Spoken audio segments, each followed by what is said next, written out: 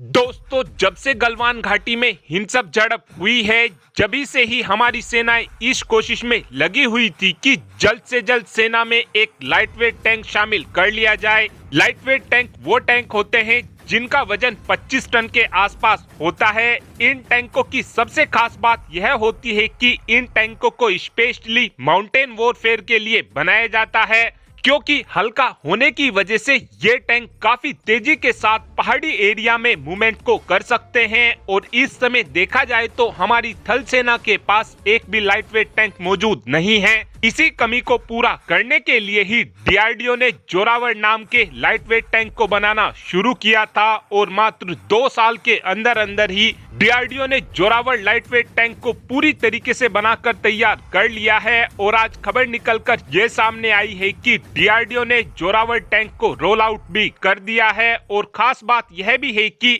इस टैंक की 100 घंटों तक टेस्टिंग को भी पूरा कर लिया गया है। और उम्मीद इस बात की जा रही है कि इसी साल अप्रैल के महीने तक डीआरडीओ इस टैंक को हमारी सेनाओं को सौंप देगा, जिसके बाद हमारी सेनाओं की तरफ से जोरावर लाइटवेट टैंक की टेस्टिंग की जाएगी। जोरावर लाइटवेट टैंक को 2021 में बनाना शुरू किया गया था। उस समय हमारी सेनाओं का ये कहना था कि हम कई अलग अलग बैच में 350 की संख्या में जोरावर लाइटवेट टैंक को खरीदेंगे, जिसके बाद हमारी गवर्नमेंट की तरफ से सभी टैंक बनाने वाली कंपनियों को इकट्ठा किया गया और हमारी गवर्नमेंट की तरफ से इन सभी टैंक बनाने वाली कंपनियों को फंडिंग भी खुद से ही दी गई, ताकि इस टैंक के प्रोटोटाइप को जल्द से जल्द बनाकर पूरी तरीके से तैयार कर लिया जाए। और हमारी कुछ कंपनियों ने इस टैंक के प्रोटोटाइप को विदेशी कंपनियों के साथ मिलकर बनाया और विदेशी कंपनियों के साथ जो अलग अलग कंपनियों ने मिलकर टैंक बनाया है,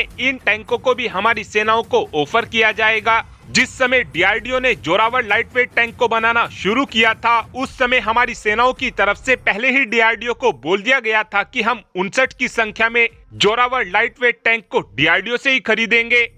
और इस काम को पूरा करने के लिए डीआरडीओ की तरफ से ही जोरावर लाइटवेट टैंक के डिजाइन को बनाकर तैयार किया गया था। जोरावर लाइटवेट टैंक में K9 वज्र के बेस का इस्तेमाल किया गया है। इस टैंक को हमने 2021 में बनाना शुरू किया था और जनवरी 2024 तक ही ये टैंक पूरी तरीके से बनकर तैयार हो गया है। इवन इस टैंक की 100 घंटे तक टेस्टिंग को भी कंप्लीट कर लिया गया है, जिससे कहीं ना कहीं ये बात पूरी तरीके से साफ हो गई है कि इस टैंक को अब से 3 से 4 महीने पहले ही डीआरडीओ ने पूरी तरीके से बनाकर तैयार कर लिया था, तभी जाकर इस टैंक की 2 घंटे की टेस्टिंग अब पूरी हो पाई है। शुरू में जब डीआरडीओ ने इस टैंक को बनाना शुरू किया था, उस समय डीआरडीओ की तरफ से ये टारगेट रखा गया था कि हम इस टैंक के अंदर जर्मनी में बने इंजन का इस्तेमाल करेंगे, लेकिन फिर जर्मनी ने टैंक के इंजन को देने में भारत के साथ पंगा करना शुरू कर दिया, जिसके बाद डीआरडीओ की तरफ से ये डिसीजन लिया गया कि इस टैंक के अंदर हम अमेरिका का बना हुआ इंजन लगाएंगे।